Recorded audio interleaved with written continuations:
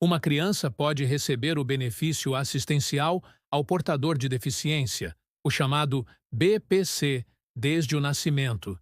Não existe idade mínima para solicitar esse benefício, desde que estejam presentes dois requisitos: condição de deficiência, com impedimento de longo prazo, e situação de vulnerabilidade econômica familiar.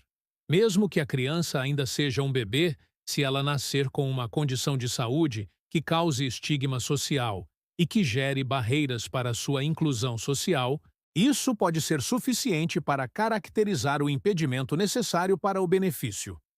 O próprio preconceito da sociedade pode ser reconhecido como fator limitante da participação plena da criança, ainda que ela não apresente limitações físicas aparentes. O BPC é um benefício da assistência social previsto na Lei Orgânica da Assistência Social. Ele garante o pagamento de um salário mínimo mensal a pessoas com deficiência e idosos com 65 anos ou mais, desde que comprovem não possuir meios de prover a própria subsistência nem tê-la provida por sua família. No caso de crianças e adolescentes, é necessário demonstrar que a deficiência provoca barreiras no desenvolvimento pessoal e social.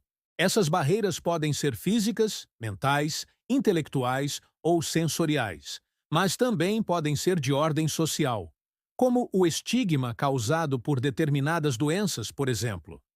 É importante entender que não se exige laudo de invalidez completa ou incapacidade absoluta. O que a lei pede é que a deficiência cause um impedimento de longo prazo. Segundo o Ministério da Cidadania, esse prazo é considerado como sendo de, no mínimo, 2 anos, em que a criança, por sua condição, enfrenta obstáculos significativos à sua plena participação em igualdade com as demais pessoas. Há um entendimento importante que vem sendo consolidado nos tribunais. Quando uma criança nasce com uma doença que, mesmo sem afetar diretamente suas funções cognitivas ou motoras, causa rejeição, preconceito ou dificuldade de socialização, esse impacto social pode ser considerado como uma forma de impedimento. Um exemplo claro é o caso de crianças nascidas com HIV. Ainda hoje, o estigma social relacionado ao vírus impede o convívio saudável e pleno dessas crianças em creches, escolas ou ambientes públicos. A discriminação, mesmo velada, limita a inclusão e prejudica o desenvolvimento. Esse foi o entendimento recente de um tribunal ao conceder o BPC a uma criança portadora do HIV que, embora não apresentasse sinais graves da doença, vivia isolada e sofria rejeição social em razão do diagnóstico. Nessa decisão, o juiz levou em consideração o laudo médico pericial, que descreveu não apenas a condição clínica da criança, mas também os efeitos emocionais e sociais do preconceito que ela enfrentava no convívio com outras pessoas. A conclusão foi que, apesar da ausência de incapacidade funcional grave, existia um impedimento de longo prazo, com forte impacto na qualidade de vida e nas chances de desenvolvimento da criança. Além da deficiência, o segundo requisito essencial para a concessão do BPC é a situação de vulnerabilidade econômica da família. Originalmente, a lei previa que a renda por pessoa da família deveria ser inferior a 1/4 do salário mínimo.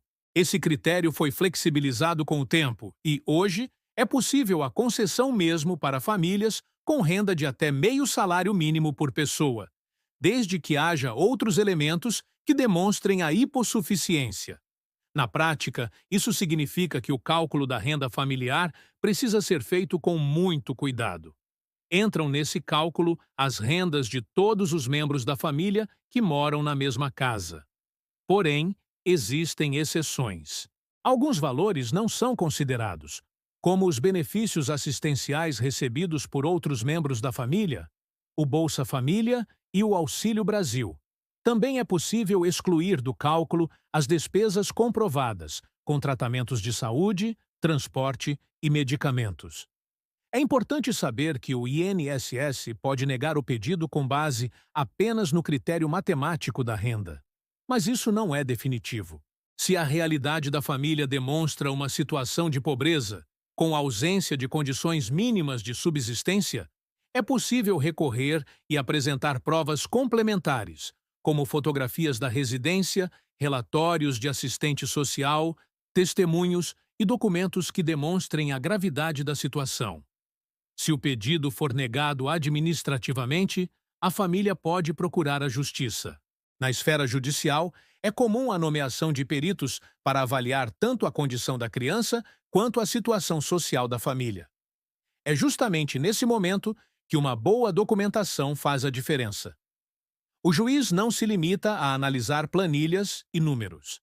Ele avalia o contexto e a dignidade daquela criança dentro do ambiente em que vive. Outro ponto relevante é que no processo judicial, os tribunais têm adotado uma visão mais ampla e humana sobre o conceito de deficiência. Não basta saber se a criança anda, fala ou enxerga. É necessário compreender como a sociedade a trata, quais barreiras ela enfrenta e se essas barreiras impedem seu desenvolvimento pleno. Isso significa que condições que antes não eram reconhecidas como deficiência, hoje podem ser, dependendo do impacto social e emocional que causam. Doenças como epilepsia, síndromes raras, transtornos do espectro autista e doenças infecto-contagiosas, como o HIV, entre outras, podem se enquadrar nos critérios do BPC, mesmo quando os sintomas físicos são leves, desde que a condição traga estigma, isolamento ou necessidade contínua de cuidados especiais. Uma dúvida comum entre os responsáveis é se o benefício será cortado caso a criança melhore ou se desenvolva bem com o tempo. A resposta é que o BPC pode ser revisto periodicamente. Se a condição de deficiência deixar de existir ou se a situação financeira da família melhorar significativamente, o benefício pode ser cancelado. Porém, esse cancelamento só ocorre após nova avaliação, com ampla oportunidade de defesa. Enquanto isso não ocorre, o benefício é mantido e não precisa ser devolvido. Portanto, não há motivo para temer a solicitação. Se a criança se enquadra nos critérios legais, ela tem direito a esse suporte.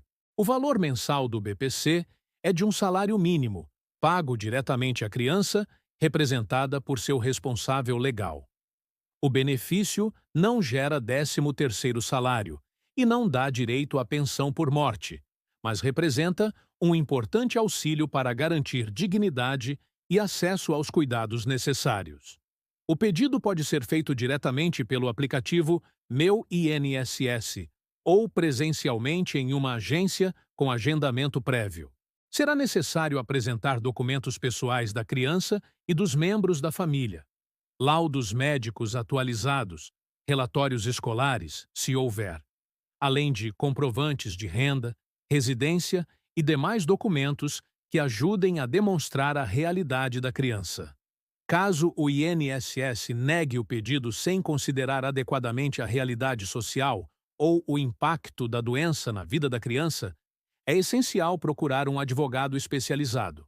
Muitas decisões judiciais têm reconhecido o direito ao BPC com base justamente nessas nuances que nem sempre são bem compreendidas pela via administrativa.